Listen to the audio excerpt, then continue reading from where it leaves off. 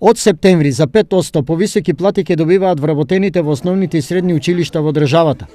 На покачувањето му претходеше подпишување на договор меѓу Министерството за образование и наука и самостојниот синдикат за образование и наука и култура. Со спогодбата, најниската плата на сите вработени во основните училишта ќе изнесува 12.714 денари, а најниската плата за вработените во средните училишта ќе изнесува 13.117 денари. Правиме максимални напори наставниците да продолжат да бидат клучен партнер во креирањето и спроведувањето на образовните политики, да бидат задоволни и да вложуваат максимално во тоа што го работат.